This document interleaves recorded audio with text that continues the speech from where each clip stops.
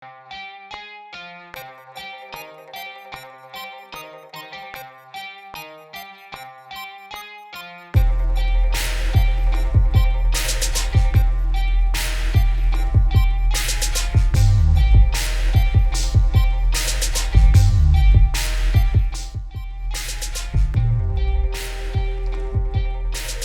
welcome back to the Front Row Sports Podcast with Steve and Wes. We are here. We're talking about The Last Dance, the first 2 episodes.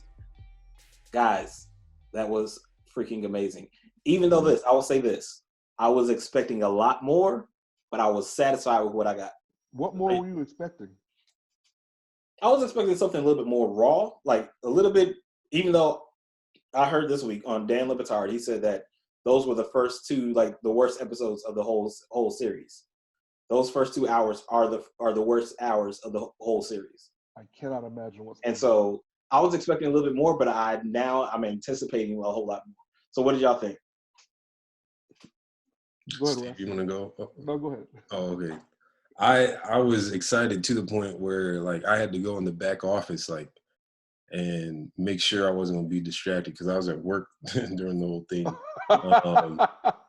But I guess like my first impression of it, I did expect a little bit more of that, I guess, raw, like you or Fab.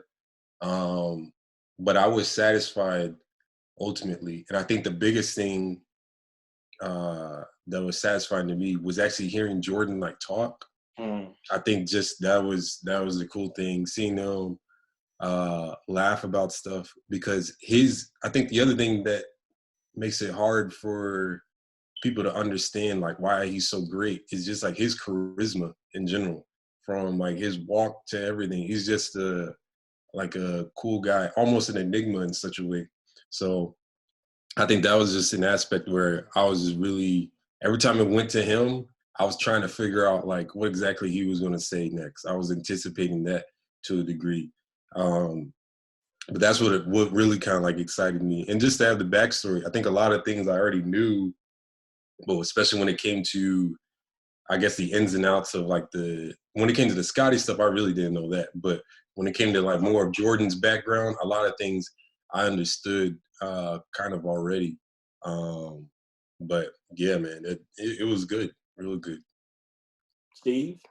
Yeah, it was everything I hoped for. It's right at the perfect time, I think, for all of us, that a lot of us are stuck in the house, and so it allowed us to actually sit down and take in something that was entertainment with no strings attached, that for many people throws them back to a time where things were better for them, whether financially or in sports or things that they remembered. And so for me, it was nice. I'm a diehard fan, so a lot of the footage I had seen before, but it was really nice seeing like the footage when they went to France. Mm-hmm. We don't have that access to that stuff, not even on YouTube, really. And so it was cool to see that footage. Matter of fact, they didn't really go into it, but the reason why that trip had to happen, because most teams hated going on those overseas trips right before the season begins. Mm-hmm. And the league used it as punishment because the Bulls had switched over to WGN, which was the superstation. They were carrying all the games, and WGN had signed deals so that they were available nationwide. And so the league, the Bulls actually sued them because the league told them they had to break contract with WGN, because the problem was if you lived in Seattle or if you lived in Orlando and you have your local games with the Magic, or you could watch those Bulls on WGN, a lot of people would pick the Bulls. And so it was hurting local teams' viewership, which means less sponsorship dollars, means less eyeballs, everything. So remember, this was also in the infancy of League Pass. So to have a nationwide network like WGN, and we get WGN here in Alabama, so I know it was everywhere if we're getting WGN. Because growing up, I used to be able to watch Bulls games when they weren't on NBC or ESPN or whoever was carrying, or TNT. I could flip over to channel 30 for WGN and watch them. And I watched them that entire season. So I know that was a big deal for so many eyeballs seeing it. What else? I got mixed feelings about Scotty. I know why. We gotta go into that though. We'll get to that, I'm sure. Other than that, I'm pleased, and I'm really excited to hear you say that you read that these are the 2 worst episodes, because this is a heck of a baseline. If this is the floor, I can't wait if they delve into the stuff with Detroit. Quickest 2 hours, man. Where to get to Bulls Knicks? Oh, it went so quick. That's what everybody said. It was like that. I'm like, golly, where did time go? That went so quick. Quick 2 hours. I haven't felt like that about Sunday TV since The Wire. Or even Game of Thrones. I literally, because I get off at 11, and you got off right after it finished. Yeah, and I mean, by the time I had turned it on, I mean, I think Peyton's going places, whatever that thing was, whatever. So I caught the last couple minutes there, and then I looked up and it was done. So, yeah, it was impressive. I'm glad it had me glued, because my attention span, I'll lose it quickly. You watched it on your phone or what? Yeah, I had it on my phone. I had my computer there, but I just had it on my phone. So then if I had to leave, if I had to walk out, I could still have it like in my headphones and everything. Your data usage is gonna be through the roof. Unlimited, man. Unlimited. That's the God we serve. That's it. So what, like, were there, like, I know Steve, you mentioned some stuff that you saw that you didn't expect, like the France trip. Was there anything else that stood out to you that you didn't expect to see, like the story about Jordan breaking his foot and him going to North Carolina to play? I knew about that from Comply With Me. Yeah. They showed that footage in Comply With Me, but they didn't tell you in that original video that it was unsanctioned. Yeah, that's like, but then it seemed like how even because who was it? I sent y'all the Reggie Miller interview. Yeah, and Kerry listened to it today and was talking about how great of an interview it was. But even the perception of Jordan, like, he wasn't the best like college player, but it's like no one could predict that he was going to be this guy. And then seeing how he was so determined to get back on the floor at the same time. Mind you, they knew that they had somewhat of a jewel, but even in that series leading up to when he comes back and he scores 63 in Boston, it's like all of that is still leading up to the myth and the legend. Like, that's imagine someone having that story today, how nuts we would go. Oh, yeah. But even if it was someone like LeBron, breaks his foot and then comes back and drops 63. Imagine against the Warriors or someone, right? Yeah. But the thing is, which makes it interesting, is that was his second year. Yeah. And the thing is, not only that was the second year, he was just coming off of his foot being broken. Yes. So how in shape was he? Yeah. Yeah. Now, here's the other thing, like, that I did, and I knew this before. You think about all the people that he had been coached by, like, he had Roy Williams, he had Dean Smith, and he had Bobby Knight, like, for a second with the U.S. team. But then to think about it this way, in context, like, Bobby Knight hasn't seen him play one NBA game. Right. Has just seen him in these practices and literally is telling the media, he's the greatest. As a matter of fact, like, this man is the best player I've ever seen. He's the best player I've ever seen. Not like the best player here. No. This is the best one I've ever seen. And I don't know. He told his friend who was at the Trailblazers, with the Trailblazers, they said we need a center. And he said, draft Jordan and have him play center. Yeah. Right?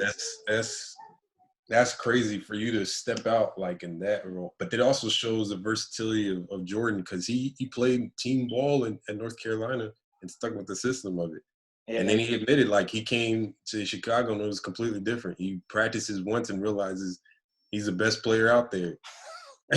So, like, my thing that, like, kind of stood out to me was, like, that Dean Smith had to tell him he had to go pro.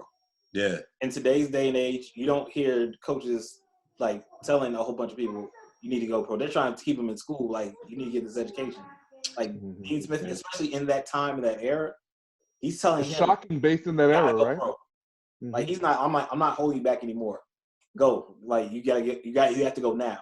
That's Yeah, the you running gotta, joke, but right? that's also understanding like you got to max out on stuff. But looking at this talent, I mean, Roy Williams was saying even though he wasn't the star that he was by the time he got to the NBA, but even playing in college, like they knew like what an athlete he was, how his game, how fundamentally sound he was, and everything. And I think that's the thing that you look at, even watching those older videos. He's moving so quick, Yes. but everything that he's doing is like just accents based off of this fundamental footwork, able to like shoot well in the sense of like he's got the proper form. Not that it was automatic at that point, but it's just little different things where you see like he's in the gym working on stuff that he's like been weak at. Yeah. And he's just getting better at that stuff. Like that's the impressive thing. That was the most shocking college footage that they showed. I had seen it before, but I had forgotten about it. When he's going up to block the shot and hits his head on the backboard. Sheesh. That's a play. Like I don't think people talk about him enough as an athlete now. No. But that's something we see from Zion, right? Like that's a freak play. Yeah. How tall is Zion? 6'8"? He's about to six. Yeah, I don't think he's 6'8". I think don't he's think he's shorter than 6'8"? that. I think he's actually shorter. I think he's about 6'6", 6'7", maybe. Okay. Well, think about it. Jordan, he wasn't 6'6" at the time. He No. could have been 6'6" at the time.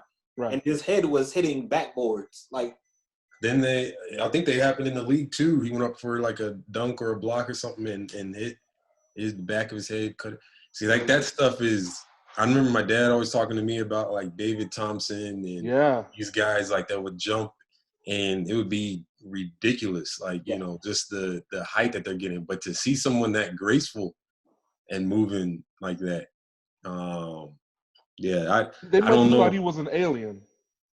I mean, I said I was texting one of my boys and I was like, he's a myth, man. He's a myth. Like legit, he's a myth because you can't copy his movements. Like you can't. But it's funny when you try. It's also immediately obvious to everyone who you're trying to copy. Trying to be Jordan. If you go to the basket and you do an up under reverse layup, yeah, we know who that is. That's what Kobe's problem was. Everybody knew exactly what he was doing. Yeah. You think that hurt him from getting his true props from everyone? Yes. His voice, how he walked. Yes. I think the thing is with Kobe, like it could. I think it led to success as well. I know there's people that have theories as far as when it comes to anything that you're trying to do, any type of craft, mimic until you find your own.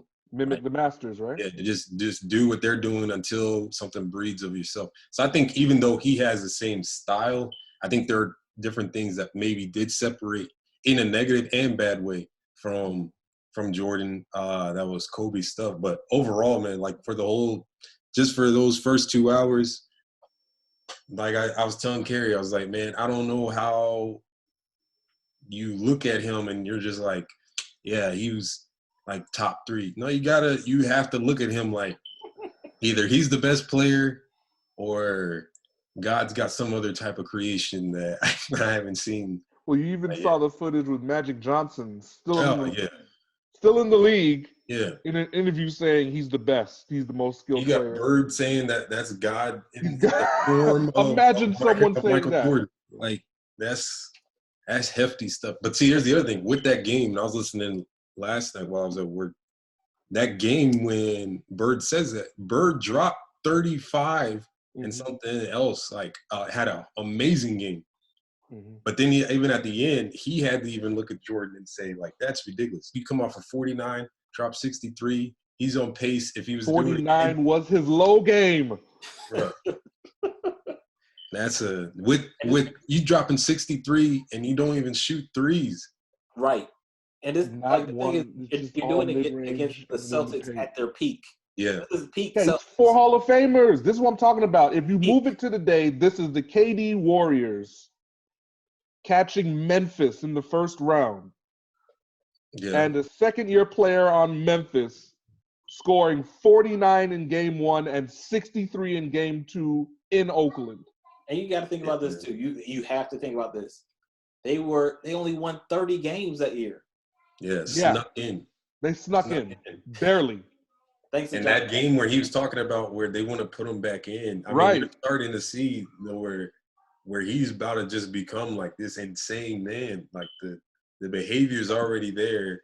Like, this is my team. I should be playing, which it was a parallel to today, because you see that the team was basically tanking by definition. Yeah. Mm-hmm. No and doubt. then you also see that he's fraternizing with an opponent. And like things that would be considered not parlay to what an old school or traditional basketball should be, or player should be doing, he did in some respect. And I mean, whether he used it for his advantage or not, I mean, he's still out there golfing, not 18, but at least 36 with 36. And lost money betting. Yeah. So I mean, he taking time out there to be with Danny. Imagine working on a school project with someone you're going to play intramurals against next day, and before the school project is over, he said, "Oh, your boy who's going to be guarding me, tell him he's catching 60 in intramural game." Like, imagine. Do you go back to your teammate and you tell them that? Yeah, I would tell him that. But then what would kill me is if I saw it happen. If I saw it happen, I mean, like, what?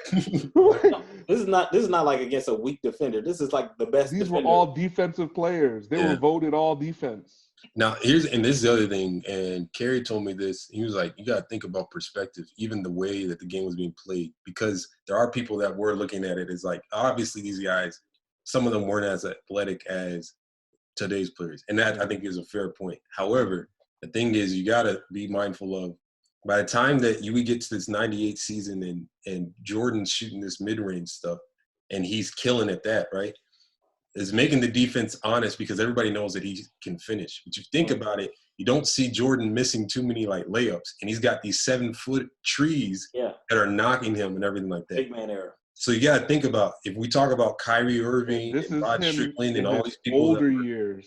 Yeah, hey, we talk about all these people that are amazing at finishing at the rim. You got to look at Jordan in context, because he's getting 63 off of jumpers and layups, but mostly layups. Threes.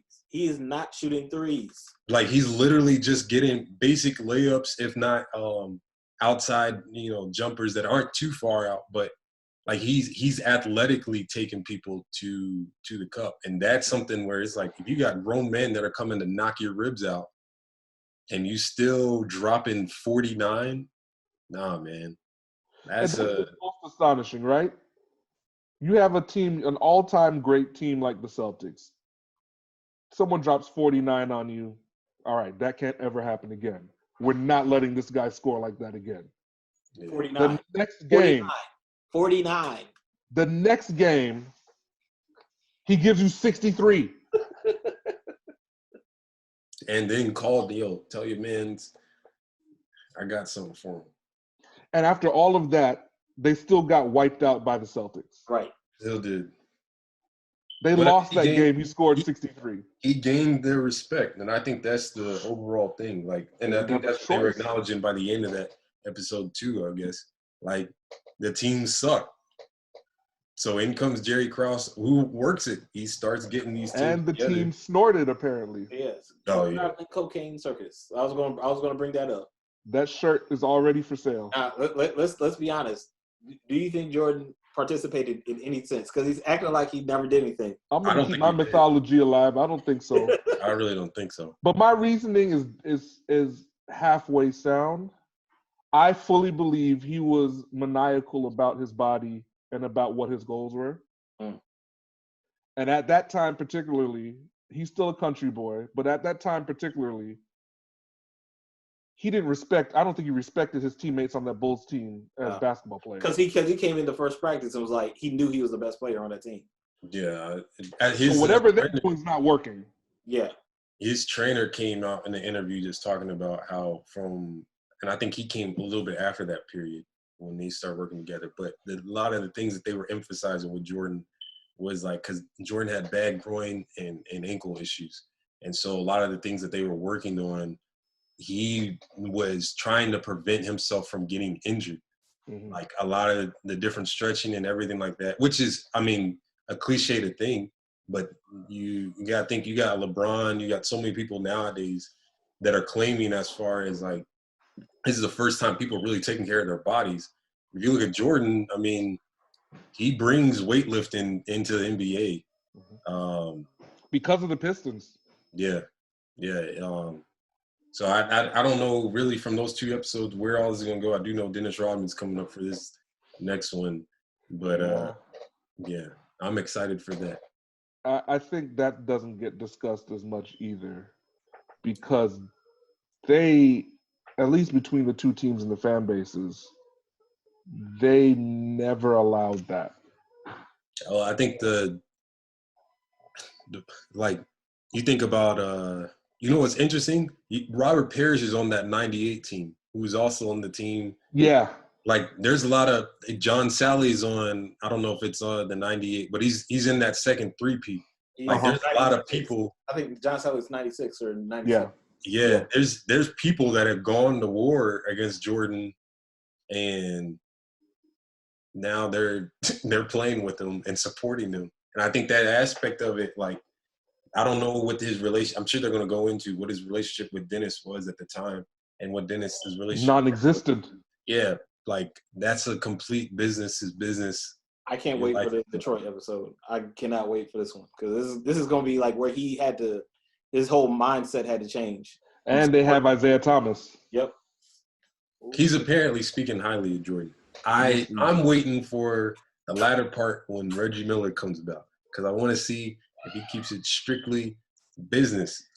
Because Reggie's one of my favorites, but I've always admired Reggie because he does not care, man. That interview, he literally said, if I was to see Jordan, I may punch him in the face. I was like, man, that's pretty bold. I feel it. Yo, so let me ask you guys. So how do y'all feel about Jerry Krause? Trash. Nuanced trash. Nuanced trash. Because credit should not be taken from him. He was the architect of those teams. He was. His people skills were garbage, though. Someone said, now I'm not saying I agree, but this is just for perspective. Someone said that if you really look at it, though, would it have been wrong for him to blow up the team because would they have gone on to win another one that next year? But think about, like, if you gave him another 2 years, going on into 2000, do you think? I think they defended 99. Remember, the thing with 99 is that it's only 50 games. That's true. But just speaking the of. legs were built for that. True. But let's just say, like, this is another full season because they're not expecting the. But 2000, they meet the Lakers in the finals? No. But this is the thing. Because Phil's not there. Yeah, that's true. Phil's not in LA. No, that's true. But I'm not even saying necessarily who they're playing against as much as it being how long they can hang on. Because here's the other thing. The end. Jordan would be 38. But let's be honest about something for a second. The benefit for them was also that there was a gap because it's hard to keep on going.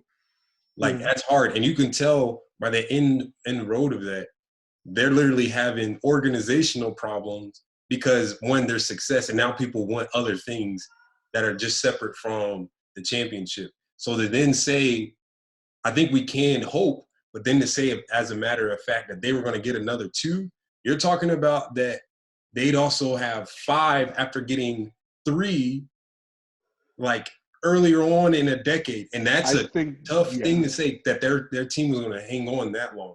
Well, Pippen's back gave out in 98, right?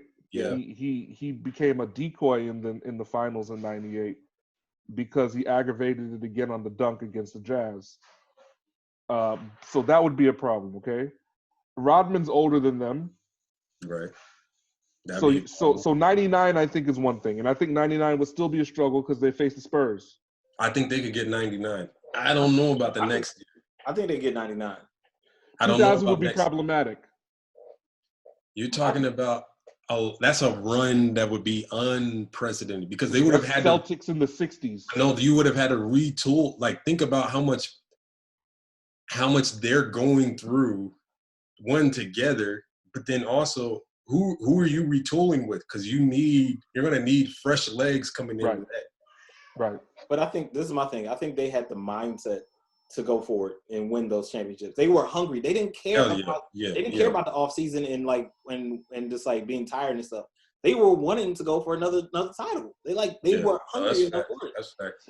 That's one of the biggest criminal things, right? And me as a selfish fan, I always like to juggle the risk of him losing a finals and now it becomes a thing for his legacy versus you stay on the court until someone beats you. Yeah. Yeah. And they never got to defend. Yeah. So you have an unbeatable resume with these rings, with no losses, but you never saw it play out fully. Listen, everybody lost. Russell lost. Kareem lost. Magic lost. Bird lost. Isaiah lost. LeBron lost a lot. LeBron lost a lot. Everybody has lost in the finals except KD, Duncan, all these guys. Yeah. All these guys have losses. So, but think about that. That's the weird nuance of it because it's like Cross may be saving grace. Maybe, Because but if they don't blow up, I'm not saying that Jordan's not Jordan. I'm just saying it gets tougher as years go by. There's a reason that Reggie pushes him to Game 7. In 2000, they fizzle out. Yeah, like it's because even Reggie was talking about 97. He thought they were a better team. But it's like people are coming. And I think that's the great thing that like is going to probably show is like these guys ain't scared of Jordan anymore. It's like, okay, we know we're like this close to coming there, and you know if they run it back one more year, that's a risk. It's a risk. That's a risk, and I'm not saying they couldn't do it. I'm just saying it's a risky thing. But I think that shortened 99 year, that was theirs. That's true. That's true. That probably would have helped them out. That would have been the limits of their legs. Those 50 games plus the playoffs. all right, so we got Scotty would have been paid. true. So, what are we looking forward to in these next episodes? That will be it. Yeah, what are we looking forward to? I just More hope footage. Yeah, the footage is a cool thing. I hope that they go just deeper into. I definitely appreciate that Scotty's kind of getting his value in some way. I think that's something that's really good. I think they need to go into Kukoc because Kerr was not. I think Kerr is being celebrated, not necessarily, and he came out and said this, but he's being put into this because he's the Warriors coach more so now, and he's like a celebrity in that right. But he wasn't. It was Kukoc who was really that fourth guy. Mm-hmm. And I think Kukoc needs to be highlighted because if Kukoc was playing right now, he'd be killing everybody. Yeah, left hand. Yeah, he'd be killing everybody. I want to see flashbacks to show some behind-the-scenes footage as well as stories about the comeback in 95, 96 on the set of Space Jam, the Space Jam pickup games. Mm. I want to see that too. That's what I want. Because that was everyone's biggest regret is agreeing to come out to LA and play against Jordan because they got him into shape and he knew all their games. Yes. Because Reggie said that was his regret. They should never have agreed to come out there and play with him. Shoot, I don't care. I just want to see more. That's all I care about. Just seeing a whole lot more. The Fab freeze? Yeah. The rest of y'all froze too. Yeah, he froze. I'm back. When did these become I'm moving and grooving. Did you save it? Yeah. You're breaking up. I'm here. Can you hear me? When did these become less than 40 minutes? It's supposed to be unlimited when you sign in to the what we have through the university. But I guess that didn't happen this time. Yeah, I'm sorry. My bad. But we're still recording. Oh, shoot. There it is.